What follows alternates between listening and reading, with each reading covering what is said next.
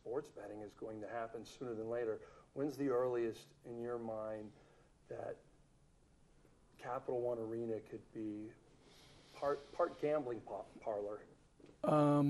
April, playoffs, and opening of baseball season. And that would be the right timing for a confluence of things for the buildings that are in the city. And I think the key is it's going to be less.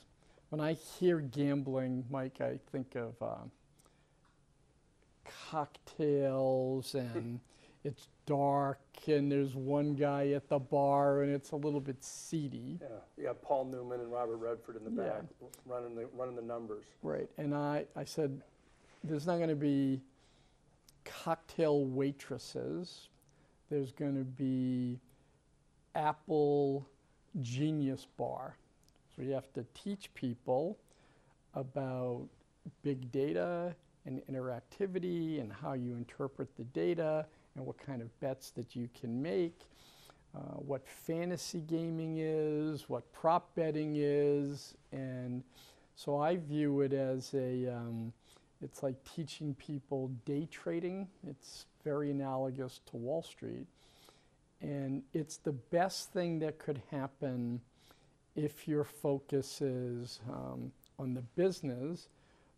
Media dollars need to be protected. And we know for certain, for a fact, that if you have a rooting interest in the content, you'll stay to the end of the game. You'll watch because you're just more deeply involved with the interactivity and the studying and the learning.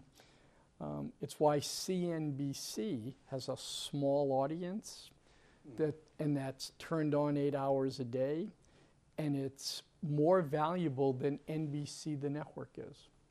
Squawk Box tells everybody what to do with their money. And it's all data driven. You see the scroll, you'll see the indices on the side, you'll see how the market is doing, and then you have lots of so-called experts who are saying this is how I interpret the data. And I'm on the board of a couple of public companies, and the regulatory environment has made public companies have to give their investors a lot of information, a lot of data. It pales in comparison to what we give as information for free in real time. That's kind of how we grew up in sports. Metric and measure everything and then share that information. So my belief from a business standpoint, it's great. I also think that it generates tax revenue, which our city needs, and it can apply those tax dollars to low-income housing, for education, whatever it wants to do. It creates jobs. And as a business leader, that's one of the ways that I measure myself. Are we growing? Have we hired more people? Can we pay those people more money? I mean, your metric is either growth or you're shrinking and cutting back. There's no stasis in business. Sports, as they say. And, you know, as I've said, what are we afraid of? I know who we should be afraid of, but what are we afraid of in that if at Super Bowl Sunday, people couldn't bet legally in Washington, D.C., Maryland, or Virginia? I heard a story. I cut you off. Go ahead. Do you think they weren't betting? Oh, I know they were, because I did. No, but I'd heard a great anecdote where, and it might have been you, where you were sitting next to two guys that were pretty big gamblers, and their bookie was in Delaware. Yeah. And tell that story without naming names, because I think it's a tremendous anecdote. Oh, there's a bunch of local businessmen who've had friendly bets and friendly games, and their bookie was in Philadelphia, and they would once a week get together and have a big Italian meal in Delaware and talk about the games and lay off their bets. And they've been doing that for a long, long time. And then the gentleman who was taking the bets said, oh, I'm sick, I have cancer. And they said, "Oh, that's terrible. That's, we're with you. We hope for your speedy recovery." And he left, and they all said, "We got to get out of here, because what happens if he dies? What if he owes us money? Do we call his wife? How does this work? Oh my gosh, does he have records? What about, we're criminals. We're criminals. We haven't paid taxes on our winnings." So now they've decriminalized all of this. Right. So it's like the end of prohibition in some ways. yeah, people don't want to be criminals. No, and so I'm not the degenerate. I'm not the novice. I'm in between. I walk into this arena. Where do I go in April? Where would I go to? Oh, I don't wager? think it'll happen as soon as April on what you'll do here. But the vision would be that we would take our building Okay. and reimagine it, instead of it being a building that opens at 6 at night and closes at 10 o'clock. We pay for this building 24 hours a day, and we have a cage up. We don't want anybody to go into the building. It's really remarkable. As opposed to when you go to Las Vegas and you're in a casino and they keep it open 24 hours a day, they're pumping in oxygen, right? Keep They you want away. you, Keep want it a you little there. cold.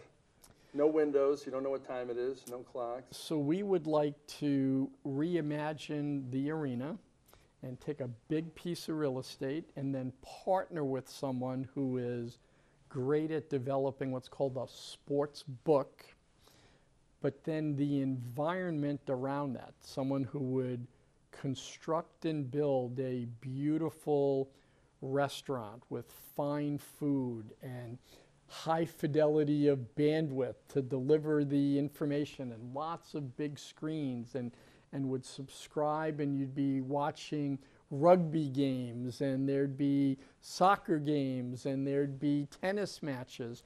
And maybe someone would actually like to come in here and have lunch and watch a game and be with their friends and make some bets. That's how we Upstairs? see it. We'll have to find where the real estate is. We will never touch the money. We won't be in the gambling business. That would be bad form and a conflict. But we're bringing in 3 million people a year into the building. We have all of these games.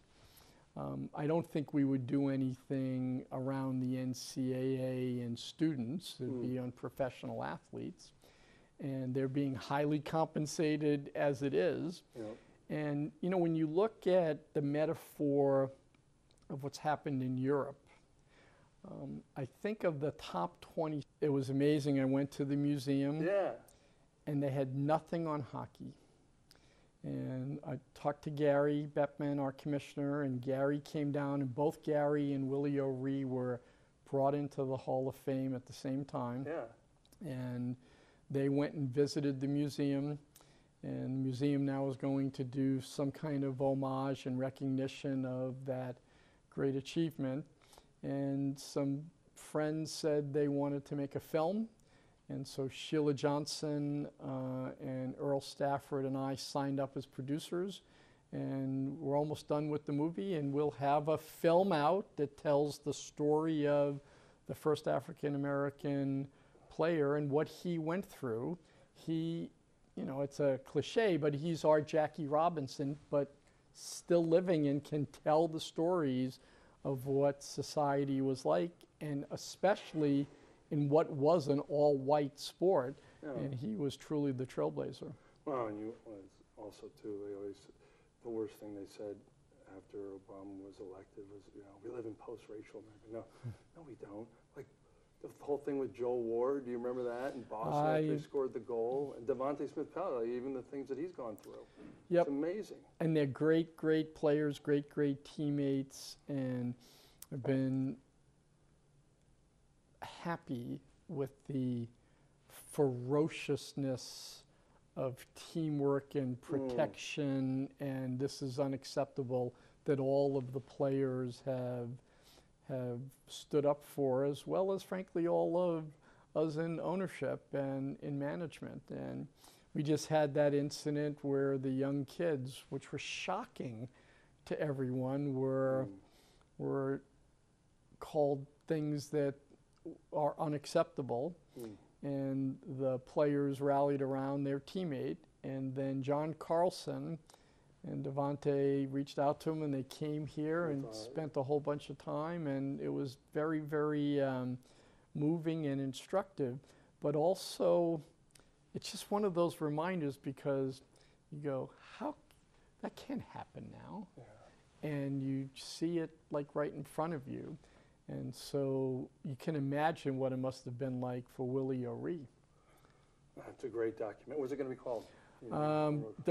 Just have a working title right now, and it culminates basically with his induction into the Hall of Fame. But tells his life story and tells what Canada was like. Canada was much more welcoming and friendly than the U.S. was. All right, Nimrod, if you could close your eyes just a minute.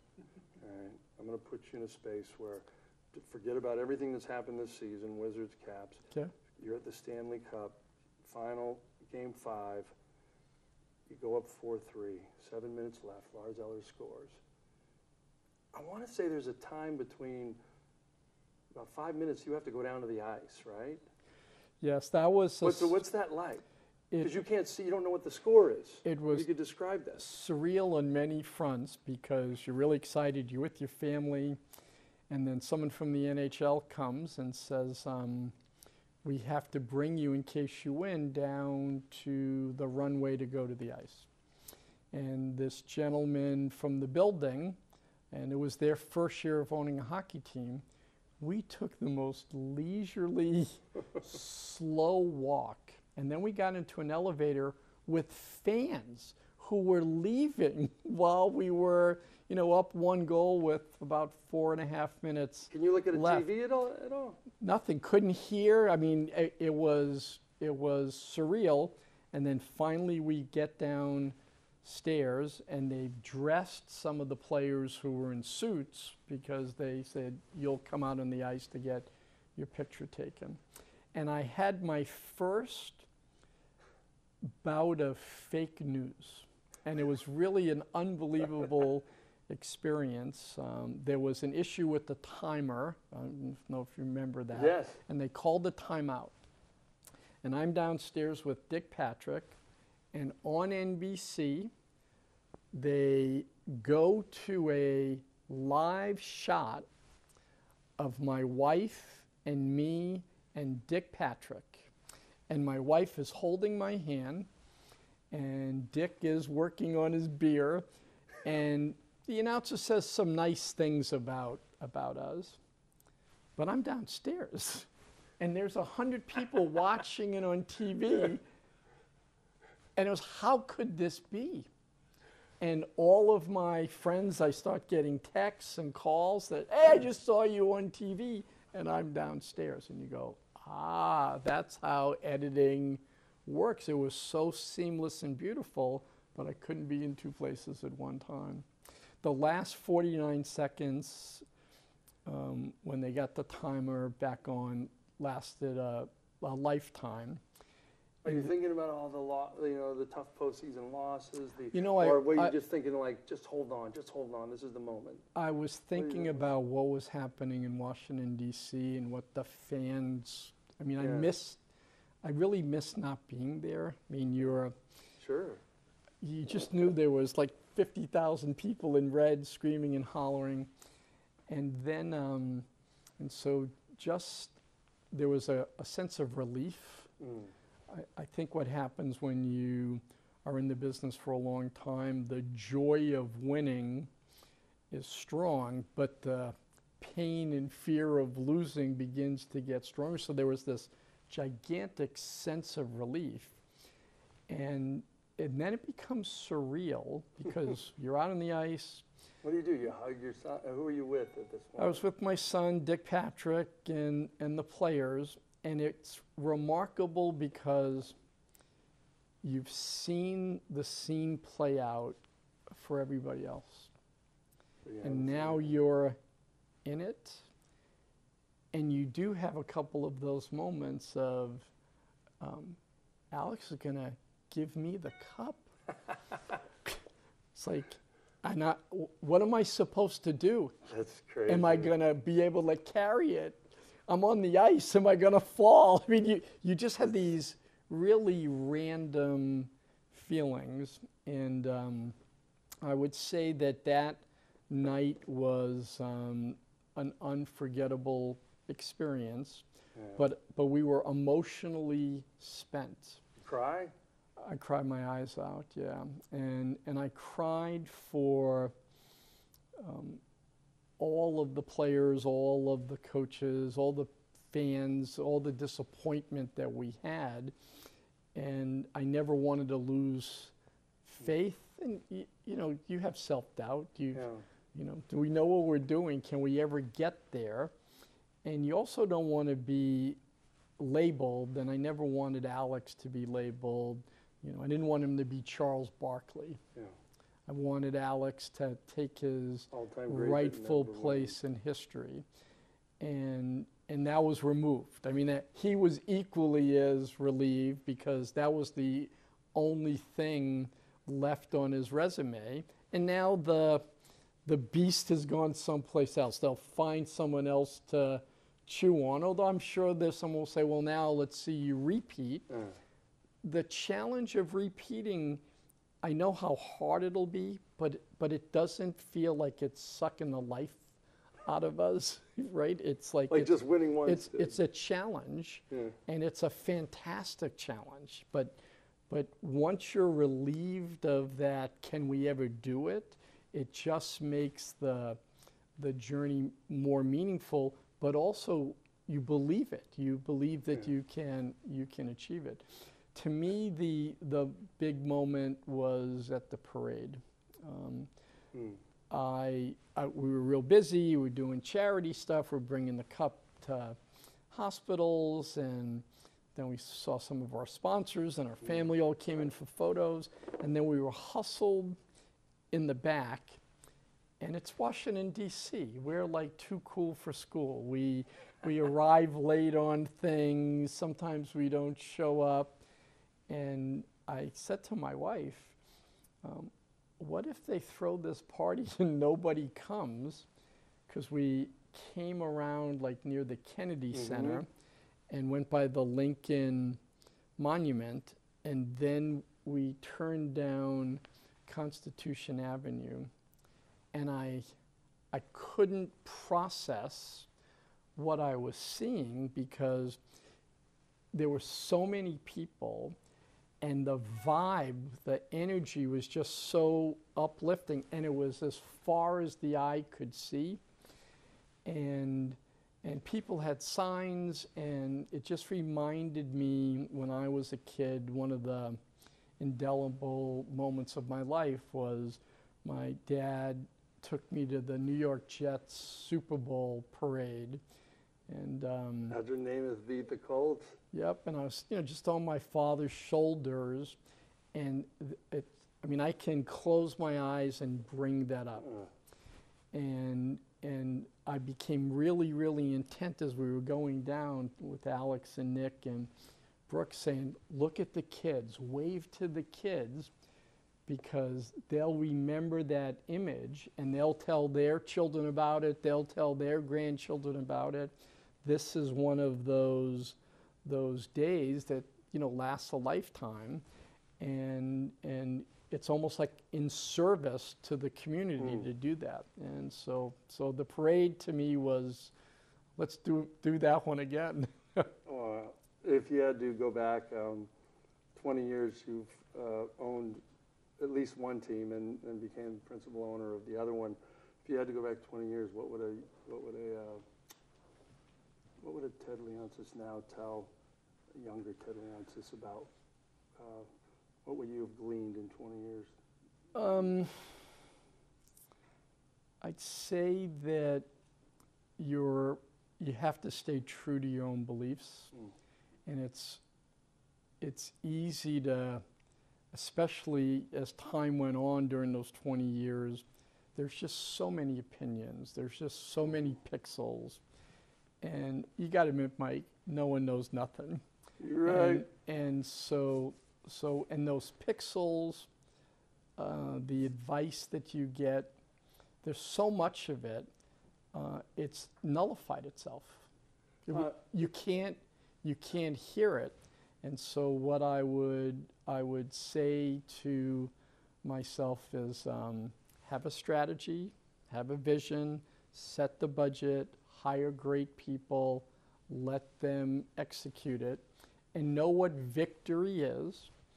And obviously in our business, it's incredibly binary that you can, and you have to approach each year. If you lose in the Stanley Cup final, you're a loser. Yeah. Okay? There's one winner, and there's 29, or in the NHL, 30 losers. And then you can get your perspective to say, well, not really. I mean, we accomplished a lot, and we did a lot of good work, and we hired a lot of people, and we brought people a lot of joy, and we had good TV ratings, and our sponsors really like us, and my family's proud of us. And so how you define what winning is, I think, becomes really, really important.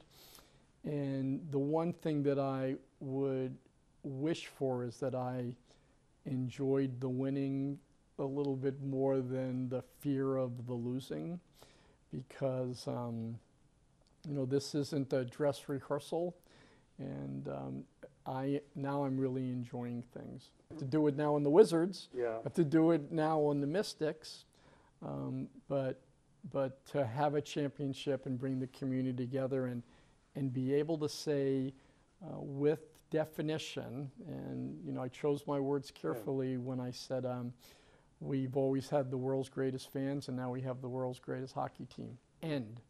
There's no discussion, there's no argument, there's no but for.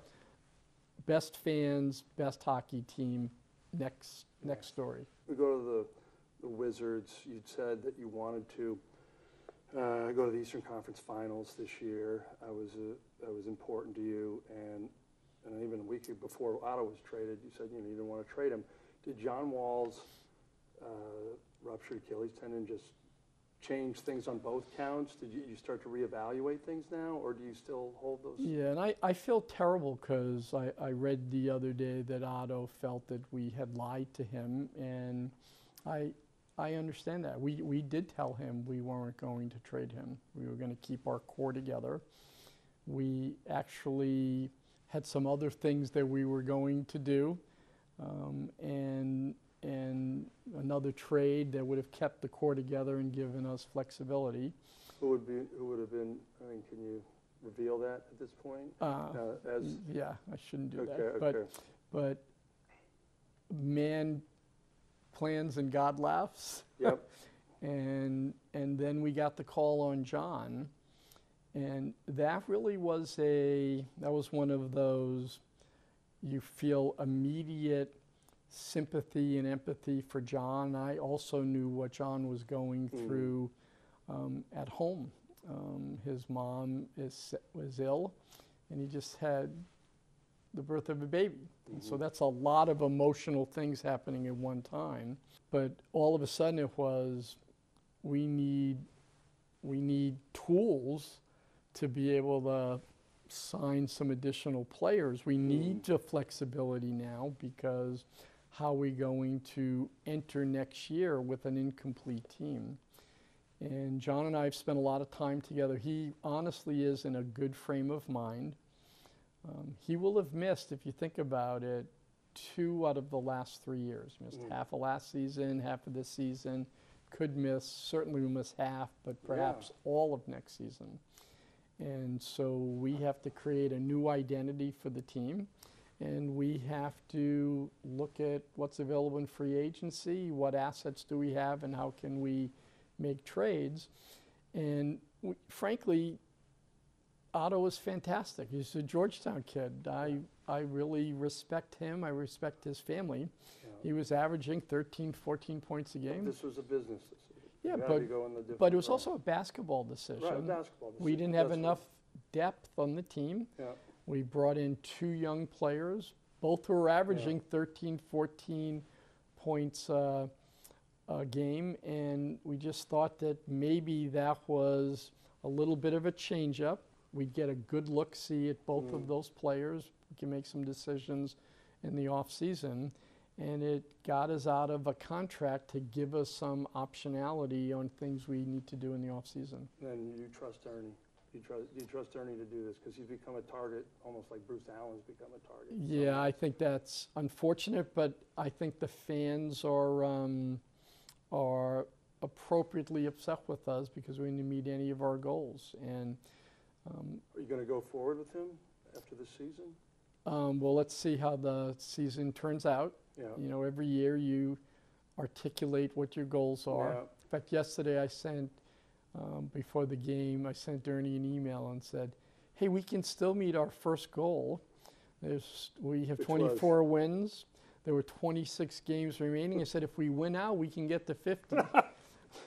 That's just cruel. Okay. How could you do that? But I set out, we said we want to win 50 games, we want to make the playoffs, and we want to do better than we did last year. We lost in the first round.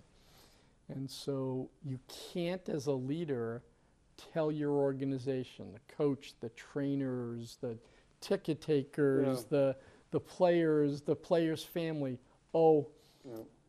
let's not try to win. Okay.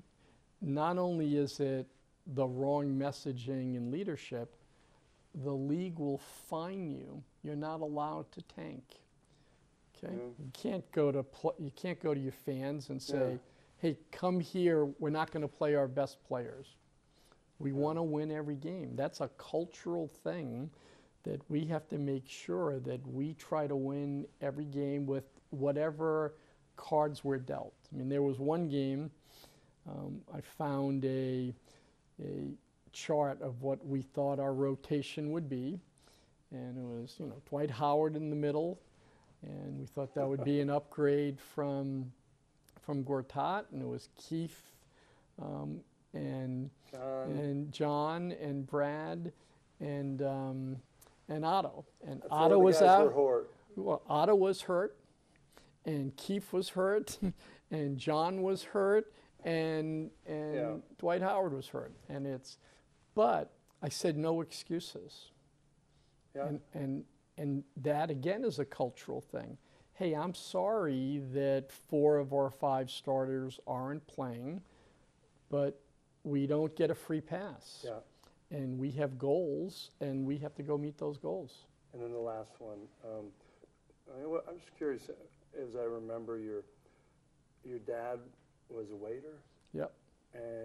And your mom was a temporary secretary. Temporary secretary. You're growing up in Brooklyn. At the Tops Bubblegum Company in Brooklyn, New York. See, that's tremendous. She would bring home that gum. I don't know if you remember that gum with the white powder on it. Yeah. Oh, what was the white powder? I don't know. Now I watch television, they're talking about talcum and it causes cancer. And I said, that's all I ate was that gum with all that white stuff on it. And you're in Brooklyn, and your high school counselor, says you're going to be, you could be a grocer, and your dad's sort of big goal for you is to run a grocery store.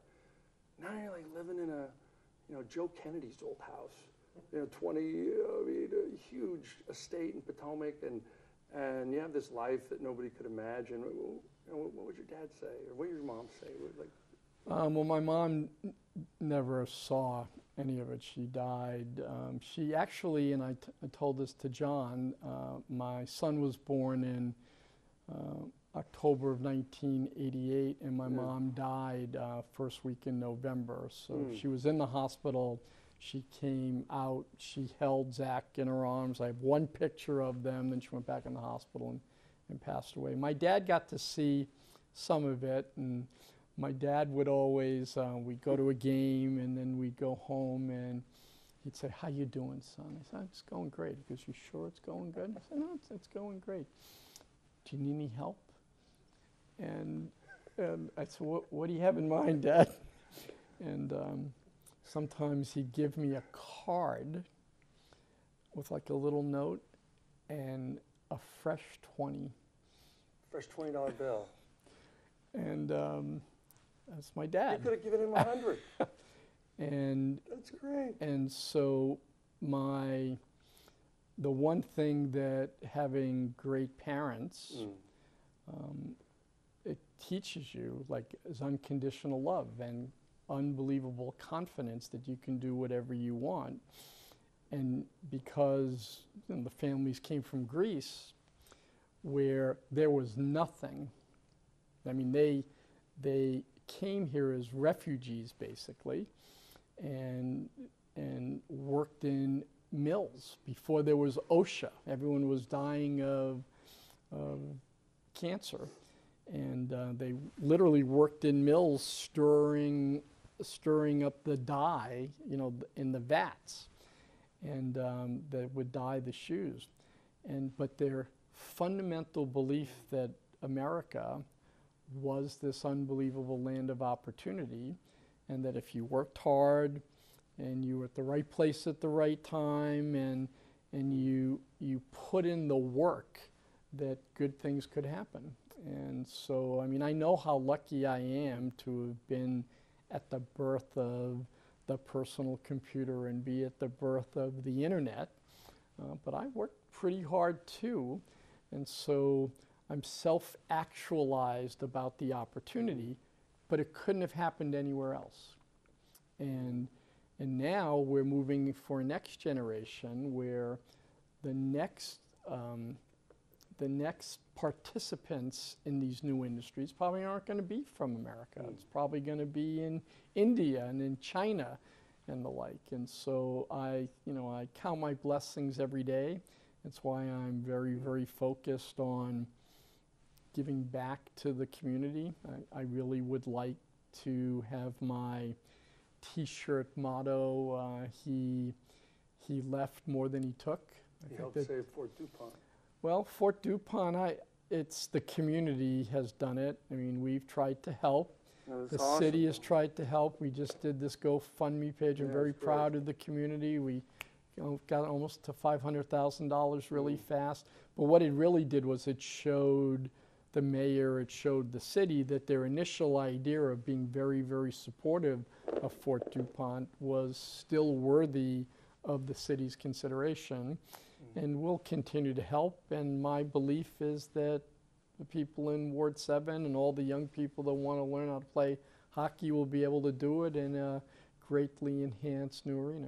That's your last scene in the movie. All the kids in Fort DuPont around Willie O'Ree. That was great. We brought the cup. We had the first Saturday. I mean, we were all still, and Alex and I, we went to the Georgetown University Oncology Center and brought the cup for. It's a lot of the cancer. Oh my gosh, it was unbelievable, and it was almost like the way they were touching the cup, like it had magical healing powers or something. And then we took it to Fort DuPont. Those were like our two places, and you have to trust me when I say it's like, well, what about the sponsor, and what about this guy who bought the suite, and how about these guys? And I was like, no, this is where Alex and I want to bring it. And it was unbelievable to have the cup. I would say 20% of the people that were there taking their picture taking, holding it, really didn't know like the history of it and what it was, but it was, you've made Ward 7 in Fort DuPont special. And it's what I'm hoping ends up happening in Ward 8. I mean, I've told the people in Anacostia, in Congress Heights, I said, I've been coming out here for the last 5 years, and this community was neglected. And now you're the only community in the country that can say we're the hometown for an NBA, a WNBA, and a G League franchise. And you have a beautiful new building. Yep. The city delivered, Events DC delivered, we delivered. We created jobs. We've hired lots of people. And, I go to go-go games and I get high fives. There's kids that are working there. Their moms and dads are in. Yeah, have you been to some games? It's great. It's really cool.